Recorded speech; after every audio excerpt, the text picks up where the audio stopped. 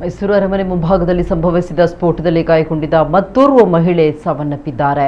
December 25ರಂದು ಅರಮನೆ ಜಯಮಾರ್ತಾಂಡ ದ್ವಾರದ ಬಳಿ ಸಲೀಂ ಎಂಬಾತ ಬಲೂನ್ ಮಾರ್ತಾ ಇದ್ದ. ಈ ವೇಳೆ ಸಿಲಿಂಡರ್ ಸ್ಫೋಟವಾಗಿತ್ತು. ಸ್ಫೋಟದ ತೀವ್ರತೆಗೆ ಉತ್ತರ ಪ್ರದೇಶ ಮೂಲದ 40 ವರ್ಷದ ಸಲೀಂ ಸ್ಥಳದಲ್ಲೇ ಮೃತಪಟ್ಟಿದ್ದ. 4ವರಿಗೆ ಗಾಯಗಳಾಗಿದ್ದು. ಅವರಲ್ಲಿ ನಂಜನಗೂಡು ಮೂಲದ ಮಂಜುಳಾ ಚಿಕಿತ್ಸೆ ಫಲಿಸದೆ ಸಾವನ್ನಪ್ಪಿದ್ರು. ಇದೀಗ ಮತ್ತೋರ್ವ ಮಹಿಳೆ ಲಕ್ಷ್ಮಿ ಕೊನೆಯುಸಿರೆಳೆದಿದ್ದಾರೆ ಎಂಬ ಮಾಹಿತಿ ಲಭ್ಯ ಆಗಿದೆ. ಇದರೊಂದಿಗೆ ಸಾವಿನ ಸಂಖ್ಯೆ 3ಕ್ಕೆ ಏರಿಕೆಯಾಗಿದೆ. ಬೆಂಗಳೂರು ಮೂಲದ ಲಕ್ಷ್ಮಿ ಕುಟುಂಬದ ಜೊತೆ ಮೈಸೂರಿಗೆ ಪ್ರವಾಸಕ್ಕೆ ಬಂದಿದ್ರು. ಇದೀಗ ಸ್ಫೋಟದಲ್ಲಿ ದುರಂತ ಸಾವು ಕಂಡಿದ್ದಾರೆ. ಇನ್ನು ಈ ಪ್ರಕರಣದ ಸುತ್ತ ಹಲವು ಅನುಮಾನಗಳು ಹುಟ್ಟಿಕೊಂಡಿವೆ. ಹಲವು ಆಯಾಮಗಳಲ್ಲಿ ತನಿಖೆ ನಡೀತಾ ಇದೆ.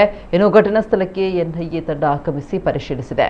ಮತ್ತೊಂದೆಡೆ ಅರಮನೆಯ ಭದ್ರತಾ ವೈಫಲ್ಯ ಬಯಲಾಗಿದೆ. ಮೈಸೂರು ಅರಮನೆಗೆ ವರ್ಷದಿಂದ ವರ್ಷಕ್ಕೆ ಬರುವ ಪ್ರವಾಸಿಗರ ಸಂಖ್ಯೆ ಹೆಚ್ಚಾಗ್ತಾ ಇದೆ. ಹೀಗಾಗಿ ಅರಮನೆಯ ಆವರಣ ಮತ್ತು ಸುತ್ತಮುತ್ತಲಿನ ರಸ್ತೆಯಲ್ಲಿ ಸಿಸಿಟಿವಿ ಹಾಕಲಾಗಿದೆ. ಅದರಲ್ಲೂ ಕೂಡ ಸ್ಫೋಟ ಸಂಭವಿಸಿದ ಜಾಗದ ಸುಮಾರು 20 ಅಡಿ ದೂರದಲ್ಲಿ 360 ಡಿಗ್ರಿ ಸಿಸಿಟಿವಿಯನ್ನು ಹಾಕಲಾಗಿದೆ. ಆದರೆ ಈ ಸಿಸಿಟಿವಿಯಲ್ಲಿ ಸ್ಫೋಟದ ದೃಶ್ಯ ಸೆರೆಯಾಗಿಲ್ಲ ಅನ್ನುವುದು ಸದ್ಯ ಚರ್ಚೆಗೆ ಗ್ರಾಸವಾಗಿದೆ.